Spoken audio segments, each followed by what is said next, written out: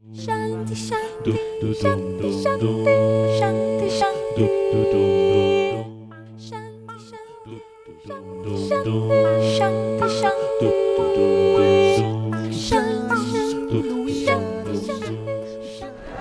Nachalat Binyamin, that place in Israel, you gotta come, all handmade. Every Tuesday and Friday we're here. Everybody's welcome. I'd love to see you.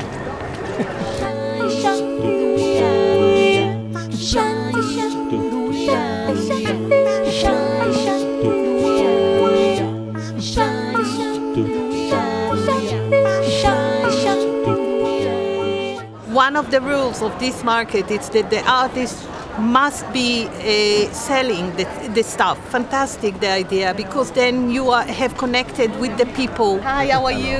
It's so great to see you. Look at it. You know, yesterday it was pouring down with rain, and today is absolutely lovely sunshine, happy people. I had a dream last night, I was standing on a cliff. Wake up, sewing on the machine, bring it here, finish work, buy in the market. It's good life. I love it. I love the open air market. I mean, the weather's beautiful, the people are very friendly. I like looking at local artists. You don't have things like this back in Houston. Zavram. 60 cents. I love the artisans. And there's a lot more stuff here than we have in Toronto. No, they're very, the work here is just beautiful. I never thought that I'd be standing on my head, and here I am again. I made it, made in Israel. Dream last night, I was standing on a cliff. Nachalat Binyamin is a really good place for me to express, to show my thing. It's a good stage for me. Had a dream last night, I was flying over cliffs. We come from London. We've been here before. Many times. And we have actually bought presents here for our children and for our friends. Land on the ground, so I can land on the ground now. Land on the ground. Time went by and here I am again.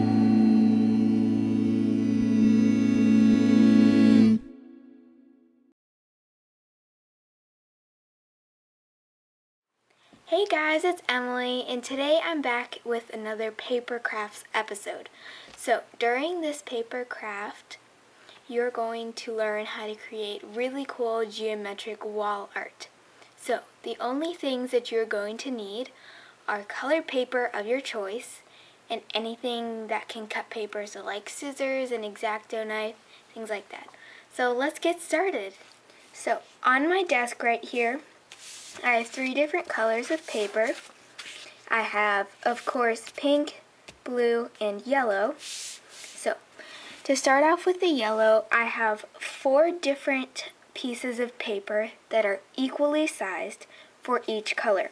So in all, you're going to need 12 pieces of paper. We're going to learn how to make these, which are little pieces of modular origami. It's a Sonobi unit. So first off, let's learn how to make these. So on a piece of paper, you're going to fold it in half, like so, and then you're going to fold it in half again. So you're going to fold the halves into half.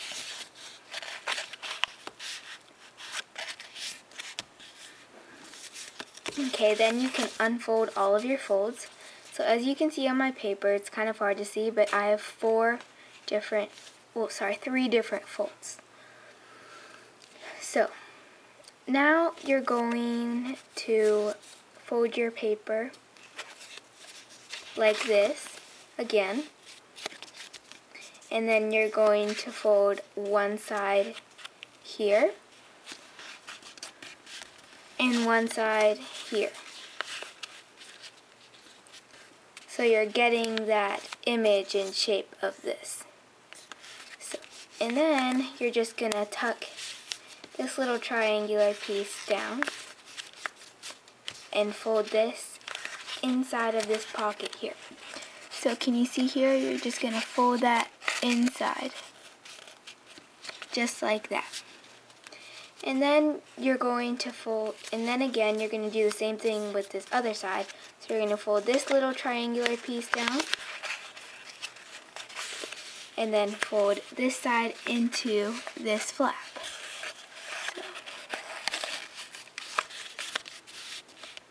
And now you have yourself a Shinobi unit. And also, if you want to, you can just fold these little triangular flaps down, just so it's easier for the final project.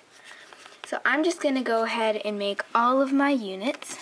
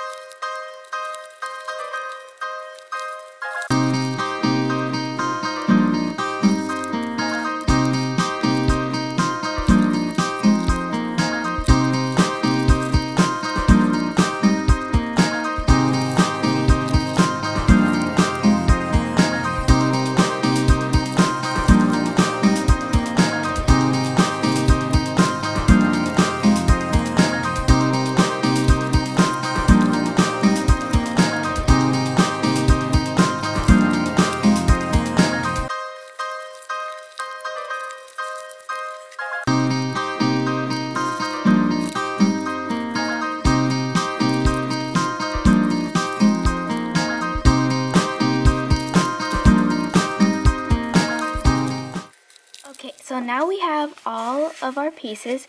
So we have 4 yellow ones, we have 4 pink ones,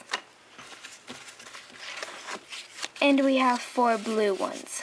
So you're going to take one of each color, which meant one piece with blue, yellow, and pink. So you're going to set aside one of them, and as you see that you can fit this little triangular spot into this pink flap, so you're going to do that like this. And then so you're just going to crease like diagonally just like that a little bit. And then you're going to fold this in. So you're kind of creating a triangular shape. Just like this. And so, see how you can tuck this pink piece into this little flap here? You're going to do that. So now you have this little diamond-shaped thing, and so you are going to add in the final piece, which is this yellow one, like this.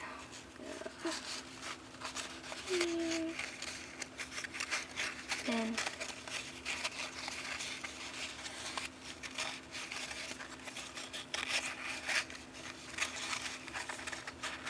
and you're just gonna put that in there, then tuck this blue piece.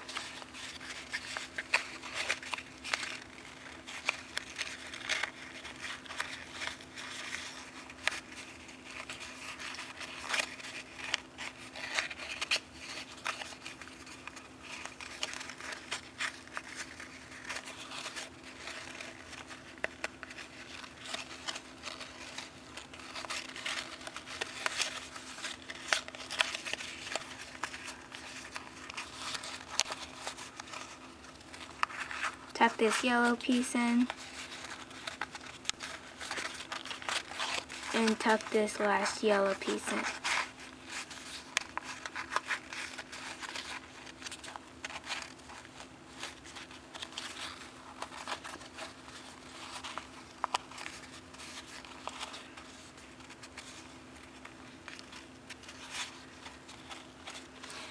So, now you have what is called a little Toshi's jewel.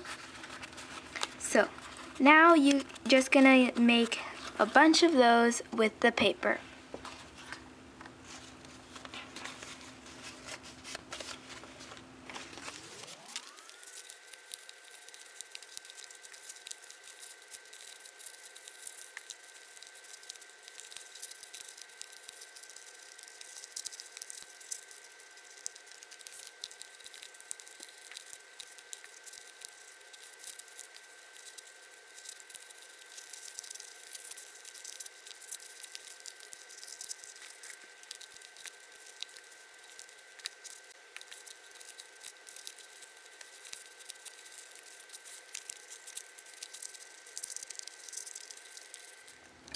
Okay, so now we have all 4 of our little Toshi jewels.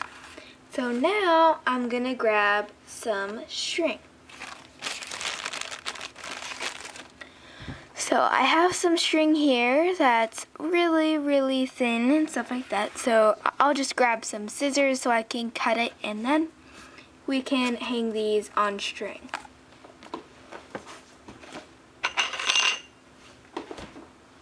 Geez, that was loud. Anyway, so I'm just gonna cut some string, about a reasonable piece of string. So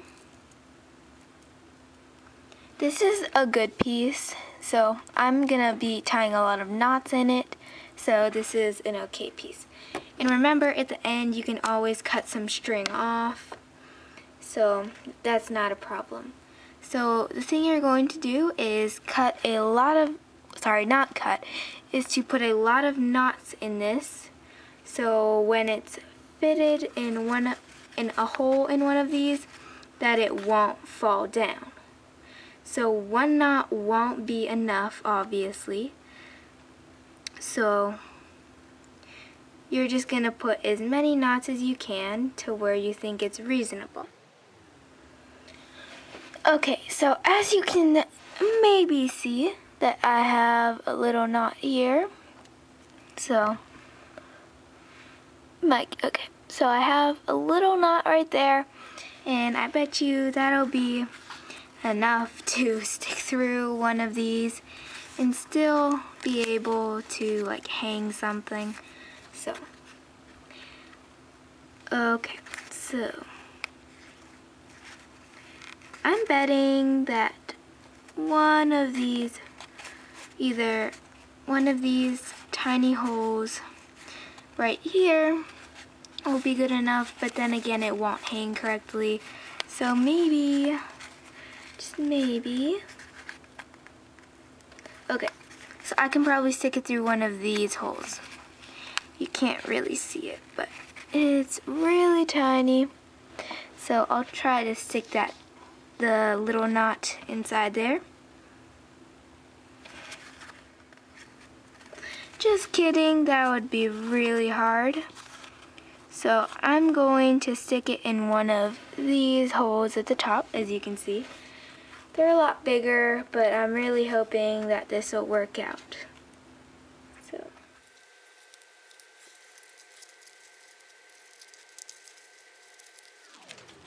I'm really trying to get that knot under there so it stays put. Okay. So now I can hang this and it won't come undone, hopefully. So now I'm just going to grab something to hang it on. I bought these little command hanger things, command strip hangers, and I'll pull one out so you can see it. They look like this. They're clear, and they're actually really good for hanging things up because they're so small and it looks like the thing that you're hanging isn't hanging on anything. So that's good. So I'm just gonna tie this in a knot on there.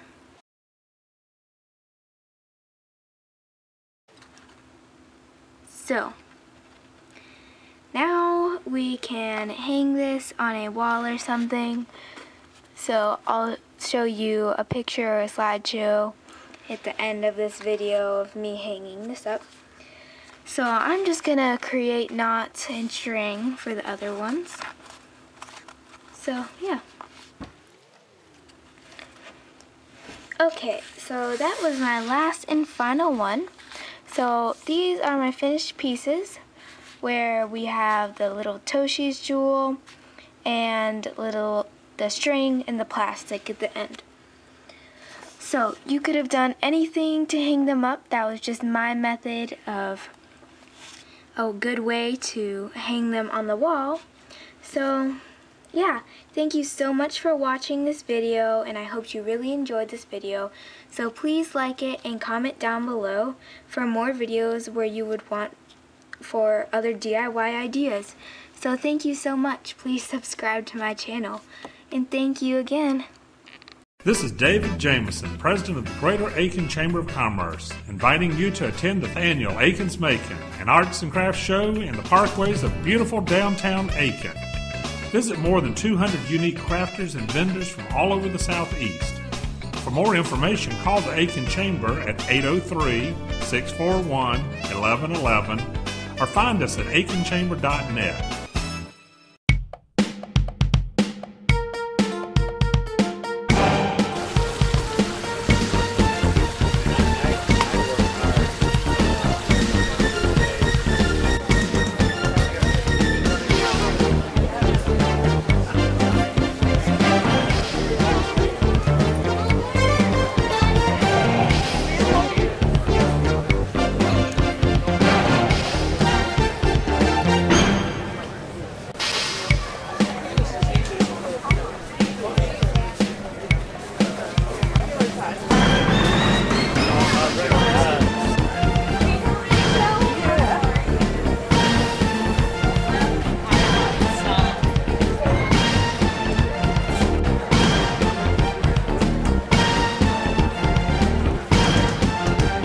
All candles.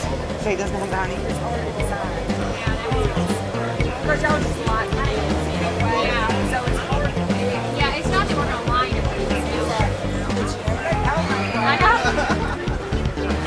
That's what my son is. He's like, Mama, you got to use more candles. I don't been going out a lot, so I thought about it. Well, they're at my house. I've had people from Columbia and Atlanta come to photograph them at my house. I know it. Like I said, I was all over. That's the secret. I was all over Edisto Island and all that trying to find them.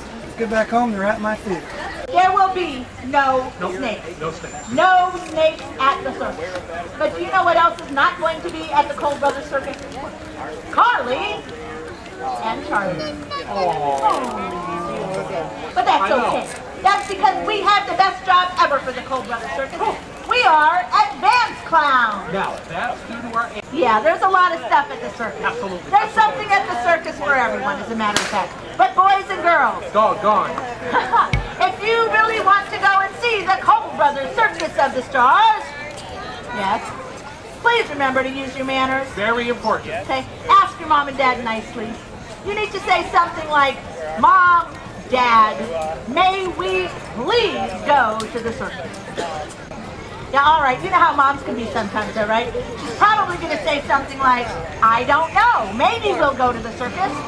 But what if she says, I would love for us all to go to the circus. Yes! But, really, you need to be nice to your brothers and sisters and cousins, all right? Because every parent wants to give their child happy memories. Am I correct? Yes, I think that's right.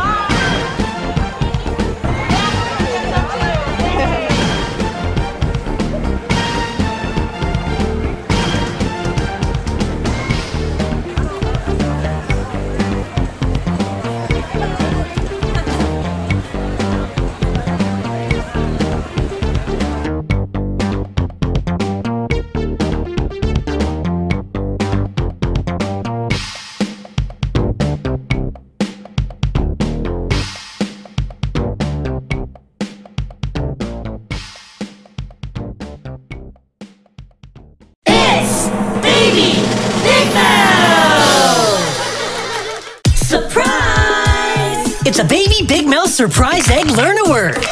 Having fun with arts and crafts. Why?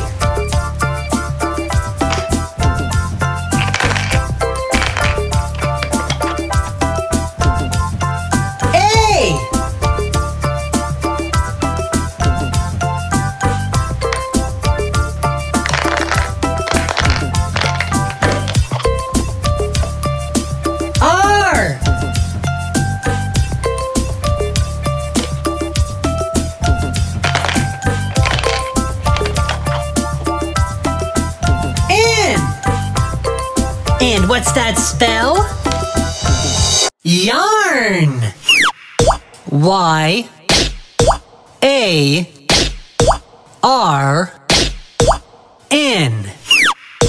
Yarn. Now for a spelling surprise.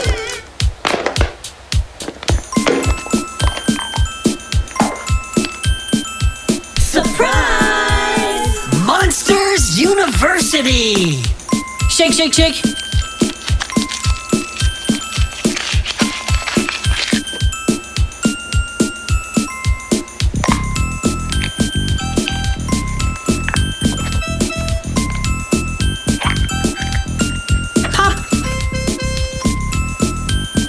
Always a monster surprise with Disney Pixar Monsters University. Welcome, Scott Squibbles! And now, a spelling celebration.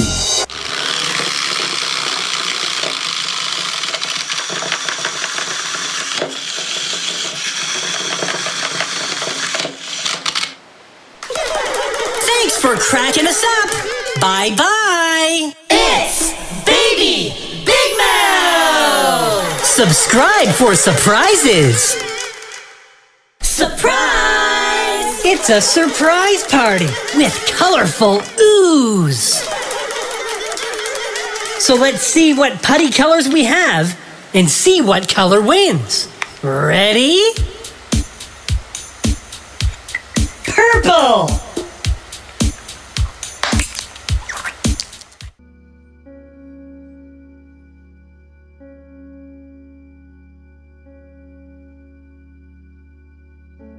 The course is called Creative Nonfiction Graduate Workshop, and I think most of the time, this is my first time teaching it, but I think most of the time it is simply graduate students writing a variety of essays. But I knew that I wanted to do this class a little bit differently. Even before I had started thinking about the course exhibit initiative, I knew that I wanted them to engage in a single subject. I knew I wanted them to think about a subject that was important to them, that mattered to them, something they were obsessed with.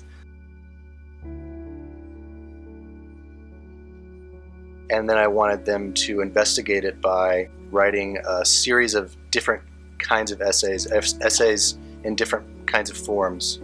So an essay that unfolds as a list, an essay that unfolds as a glossary, an essay that unfolds as a meditation, and a number of other things.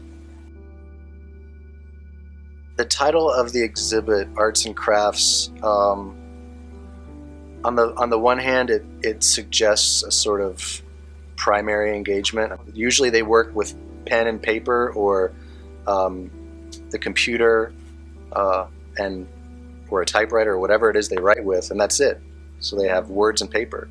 What happens when they have to arrange something on a table or choose artifacts or build something? I think asking them to do that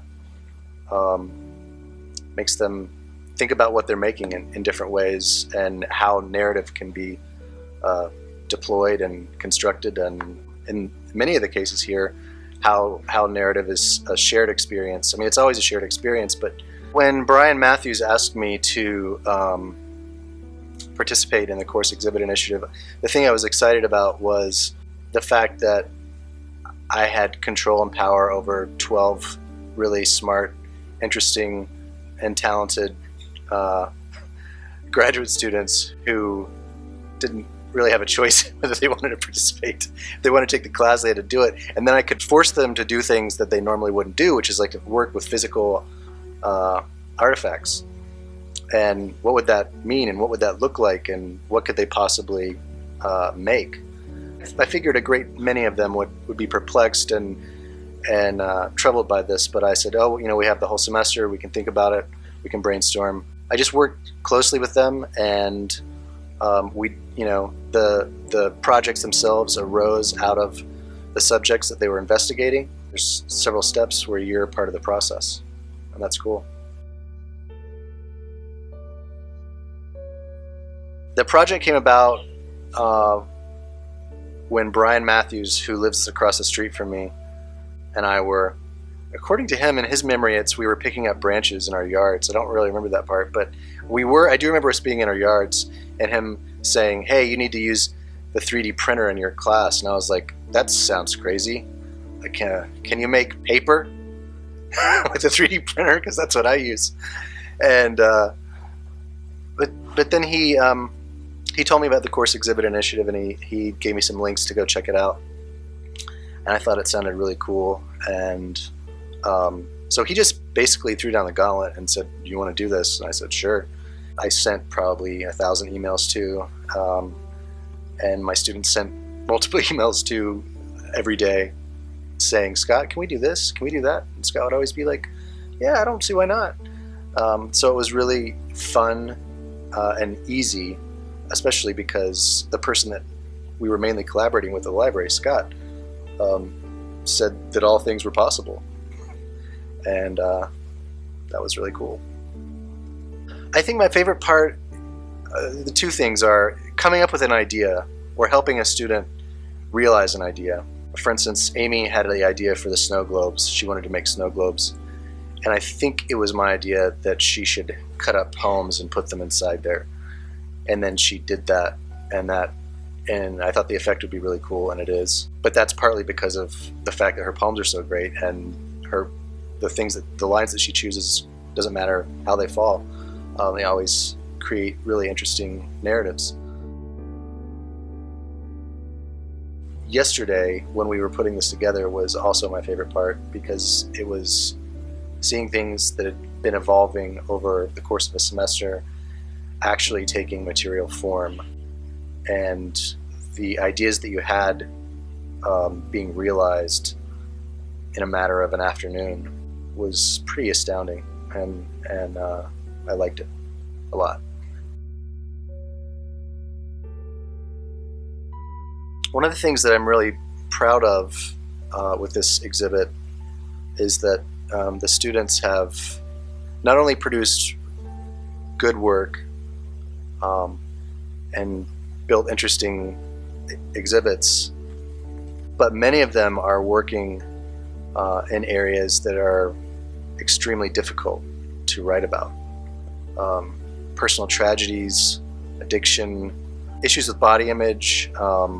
So I feel like a lot of these exhibits are representative of how brave and how much risk students are taking.